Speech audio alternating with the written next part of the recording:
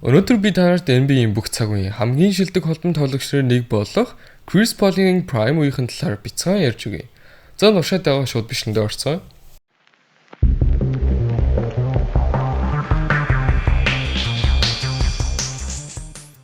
Миний хувьд Chris Paul гэдэг нэрийг сонсохоор надад Rondo ягаад ч юм санаанд орж ирдэг. За тоглосон юм да. Chris Paul бол Rondo биш. Тэгэхээр энэ төрлийн жоконд бол би дуртай байдаггүй. Тэгээд энэ жокийг юу нь бол та нар ч гэсэн битгий хийгээрэй. Тэ. Би дургүй.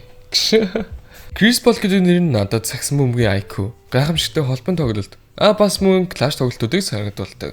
Гэхдээ Chris Paul Prime үедээ яг хэр сайн байсан бэ? Сүүлд NBA үзчихсэн эсвэл дүүнер, эсвэл түүний фэнүүд түүнийг хэр сайн байсныг эргэн дурсаж буй хүмүүс үзэхэд илүүдэхгүй. 2008-аас 2015 оны хооронд тэрээр 18.5 хоног нэг тоглолтод дундчлаж довтлохыг 47, 3 шидэлтийг 37.1%-тай гүйцэтгэсэн байна. Энэ нь түүний зураасны гадна ч доторж асуудалгүй оноох чадвартай харуулж байгаа юм. Түүний чөлөөт шидэлт бас үнэхээр гүйцэтгэх сайтай байсан. Prime жилд 85%-тай шиддэг байжээ. Түүний нэрийн шидэлтийг ярэ. Мэдээж дундын шидэлт. 2011-ээс 2012 оны улиралд Chris Paul 48.7%-тай дундаа шидсэн лигийн хамгийн аюултай бөгөөд хамгийн өр нөлөөтэй дундын шидэгчнэрийн нэг болгосон юм.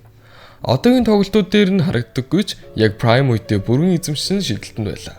Холбон тоглолтын үед Prime үедээ нэг тоглолтод 9.9 буюу бараг л 10 ассист донжилдог байсан гайхамшигтай мөн лигийн 4 удаа ассистаар тэргүүлж байжээ. Хамгийн гайхалтай нь ассист бөмбөг алдалтын харьцаа нь 4.5-ыг харьцсан нэг байдаг нь бүрэн аимшигтай холбогч болгож байгаа юм. Ерөнхийдөө бол нэг муу дамжуулалт тутамд 5 гайхамшигтай дамжуулалт гэсэн үг. NBA-ийн түүхэнд цөөн хэдэн тоглогч нар л ийм гүйцэтгэлтэй тоглолдог. Хамгаалтын хувьд дурдахгүй байхаа аргагүй. Prime-да мөн л 2.3 стил дуншилдаг байсан лигт бүх цаг үед орох нэлээд дээгүр үзүүлэлт юм. Түүний хамгаалтын үзүүлэлт нь тогтмол топ 10-д явж л байдаг. Үргэлж өөрийн тулж хамгаалах бөмбөг алдалт хийх чадруудыг харуулсаар ирсэн билээ. Түүний маш хурдтай хариу үйлдэл, гарны хурд, бөмбөгийг голоос нь таслах гэх мэт үйлдэлүүд нь өөдөөс нь довтолж буй довтлогч нарыг мөн л хэцүү байдалд оруулдаг. Chris Paul-ийн efficiency rating нь 2011-ээс 2012 оны хооронд 26.5 байсан LeBron болон Kobe нартай зэрэгцүүлж авчирсан юм. Chris Paul зөвхөн өөрийн статыг хөдөггүй байсан. Багийнхаа тоглогч нарыг тоглуулдангаа өөрөө гайхамшигтай тоглодог байсан агууштай. 2011 он нэмэх хасах үзүүлэлт нь $1 байсан талбай дээр ямар өөр ашигтай байсныг харуулдаг. Chris Paul нь талбай дээрш талбайн гадна жинхэнэ лидер байсан юм. Шууд утгаараа талбайн жанжаа, талбайг харах чадвар, довтлооны бүрэн удирдлагыг гартаа авсан нэг.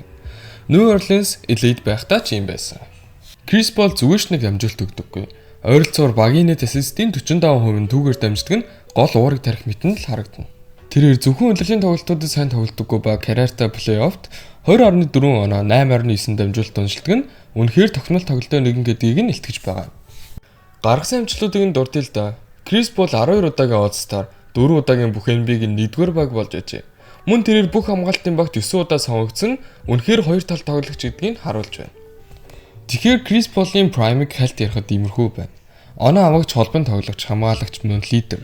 Түүний бүхэл статистикүүд гайхалтай, үнэхээр өр нөлөөтэй нэг. Миний харсан бүх цаг үеийн хамгийн шилдэг холбогч нарын нэг мөнөөсөө мөн. Түүний Prime жилүүд нь түүний гайхамшигыг нотлох юм. Тэгэхээр энэ хүртэл үзсэнд баярлалаа. Баяртай. Subscribe тэгээд лайк дараарай. Дараа уулзъя.